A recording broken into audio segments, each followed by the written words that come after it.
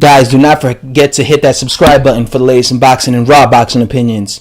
So it looks like boxing scene has announced what I already knew, and that was that the winner of Tyson Fury versus Deontay Wilder is going to be facing Dominic Breazeale, because Dominic Breazeale is the mandatory for the WBC title, and the only thing that will prevent Dominic Breazeale from facing the winner of Deontay Wilder versus Tyson Fury is if, of course, they bypass him by fighting Anthony Joshua for a unification fight to become undisputed champion. So, looking how things are looking currently, I believe that the winner will definitely fight Dominic Breazeale, because it looks like Team Joshua will be fighting Dillian Whyte this April, or well, not this April, next April, yeah. Well, next year, yeah. Unless by some miracle, Eddie Hearn approaches Deontay Wilder this December 1st if he beats Tyson Fury, and if by some miracle Deontay Wilder accepts it, he accepts whatever Eddie Hearn offers, then it would be Joshua. But it just goes to show you why Dominic Breazeale was basically, basically on standby and basically not doing nothing. You notice Dominic Breazeale hasn't fought in like an entire year. Now, when it comes to Dominic Breazeale, if he does end up fighting the winner of Tyson Fury and Deontay Wilder, he's going to be in a bad position himself, just because he's been off for such a long time. Like, I don't think people realize how long Dominic Breazeale hasn't fought. Like, I think the last time this guy fought was it against Eric Molina? This guy hasn't fought since I think November 2017. So it's going on a year. And if Joshua fights Dillian Whyte next, and if Deontay Wilder does not take the offer, he will be fighting Dominic Breazeale probably April, March next year. So Dominic Breazeale will be going into that fight coming off a really long layoff, right? He's coming off a year plus layoff.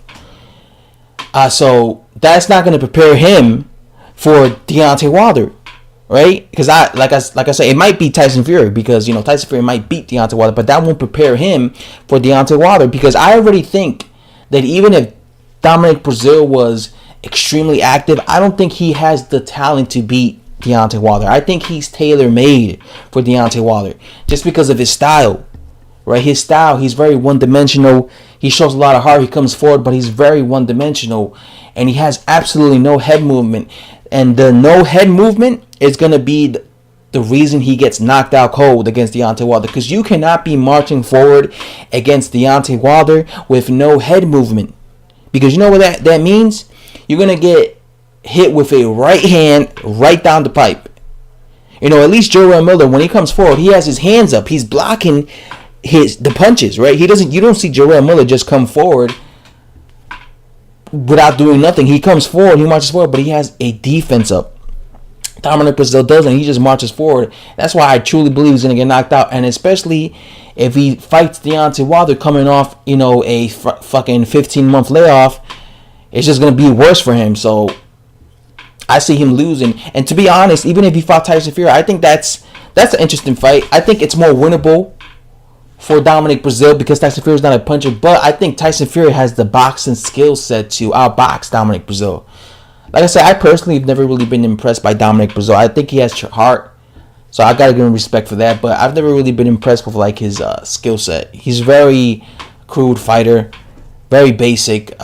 Nothing stands out. The only thing that stands out about Dominic Breazeale is the fact that he has heart, right? And he could take a tremendous beating, right? This is a guy that you could hit him with everything but the kitchen sink, and he'll keep coming forward. So he does have heart.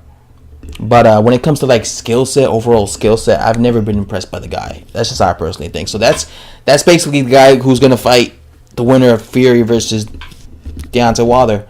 And I personally think both of them could beat him. Hopefully that's not the case though. Hopefully, if the winner of Fury Wilder actually fights Tyson Fury, actually fights Anthony Joshua next. But seeing how everything's playing out.